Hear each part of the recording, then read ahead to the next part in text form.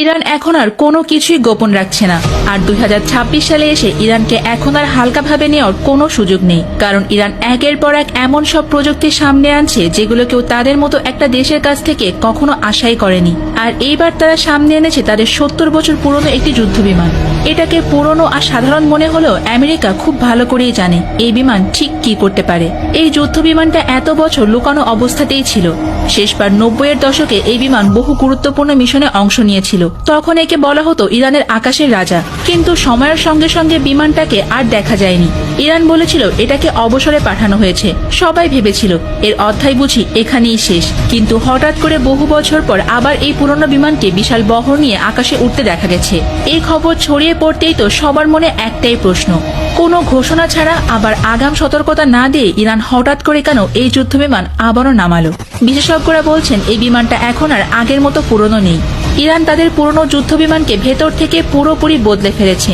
বাইরে থেকে দেখতে হয়তো সেই পুরনো জেটের মতোই লাগছে, কিন্তু ভেতরে বসানো হয়েছে আধুনিক রাডার, নতুন ইঞ্জিন আর উন্নত টার্গেট সিস্টেম। সহজ ভাষায় বললে পুরনো শরীরের ভেতরে ঢুকিয়ে দেওয়া হয়েছে নতুন যুগের আধুনিক প্রযুক্তি। ইরান প্রকাশ্যে ঘোষণা দিয়েছে তাদের আকাশ সীমা এখন পুরোপুরি নিরাপদ। কেউ যদি এই সীমা লঙ্ঘন করে তাহলে তাকে কঠিন জবাব দেওয়া হবে। এই বিমানে বসানো হয়েছে রাডার জ্যামার সিস্টেম, যার কাজ শত্রু স্যাটেলাইট বা ড্রোনের সিগন্যালকে অচল করে দেওয়া। একই সঙ্গে আছে C3 টার্গেট লকিং সিস্টেম, যার মাধ্যমে একসাথে 9টি টার্গেট চিহ্নিত করে আক্রমণ চালানো সম্ভব। আর এখানেই আসে সবচেয়ে গুরুত্বপূর্ণ বিষয়, ইরান এই প্রযুক্তিগুলো একা তৈরি করেনি। এর পেছনে রাশিয়ার বড় ভূমিকা আছে বলে মনে করা হচ্ছে। কিছুদিন আগে রাশিয়া ইরানে MiG-29 এবং Su-35 ফাইটার জেট পাঠিয়েছে। বিশেষ করে Su-35 যুদ্ধবিমানকে বলা হয় আকাশের শিকারী। Su-35 যুদ্ধবিমানের সর্বোচ্চ গতি ঘন্টায় প্রায় 2400 কিলোমিটার, অর্থাৎ শব্দের গতি দ্বিগুণেরও বেশি। এতে রয়েছে থ্রাস্ট ভেক্টরিং ইঞ্জিন, যার কারণে এটি আকাশে অসম্ভব রকম কৌশলে দিক পরিবর্তন করতে পারে। শত্রুর মিসাইল লক করলেও মুহূর্তের মধ্যে দিক ঘুরিয়ে পাল্টা আক্রমণ চালাতে সক্ষম এই বিমান। সবচেয়ে ভয়ঙ্কর বিষয় হলো এর ইরবিস-ই রাডার সিস্টেম। এই রাডার একসাথে প্রায় 30টি টার্গেট ট্র্যাক করতে পারে এবং প্রায় 400 কিলোমিটার দূর থেকে শত্রু শনাক্ত করতে সক্ষম। এখন যদি এমন যুদ্ধবিমান ইরানের আকাশে নিয়মিত উঠতে থাকে, তাহলে মধ্যপ্রাচ্যে যে কোনো দেশের টেনশনে পড়াটা খুবই স্বাভাবিক। বাস্তবেও সেটাই হচ্ছে। ইসরায়েলের প্রতিরক্ষা মন্ত্রণালয় পর্যন্ত বলেছে ইরান রাশিয়ার এই সামরিক জোট আন্তর্জাতিক আইনের লঙ্ঘন। অনেক বিশেষজ্ঞরা মনে করছেন ইরান তাদের পুরনো যুদ্ধবিমানগুলো রাশিয়ার প্রযুক্তি ব্যবহার করে আপগ্রেড করছে, কারণ এই ইরানি বিমানের ইঞ্জিন আর রাশিয়ার MiG-29 বিমানের ইঞ্জিনের মধ্যে আশ্চর্য রকম ভাবে মিল পাওয়া যাচ্ছে। তাই এখন প্রশ্ন উঠেছে, ইরান কি বড় কোনো কিছুর প্রস্তুতি নিচ্ছে?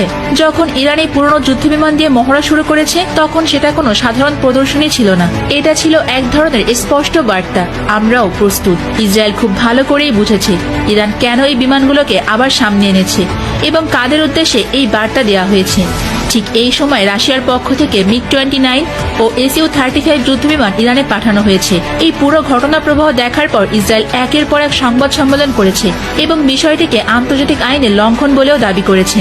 অনেকে মনে করছেন এখানে বড় একটা কৌশলগত চাল দিয়েছেন রাশিয়ার প্রেসিডেন্ট পুতিন, কারণ ইসরায়েলের হাতে থাকা ফাইটার জেটগুলোর মোকাবেলার জন্যই রাশিয়ার এই যুদ্ধবিমানগুলো ইরানকে সাহায্য করবে। তাই সবচেয়ে বড় প্রশ্ন এখন একটাই, ইরান আর কি কি গোপনে রেডি করছে?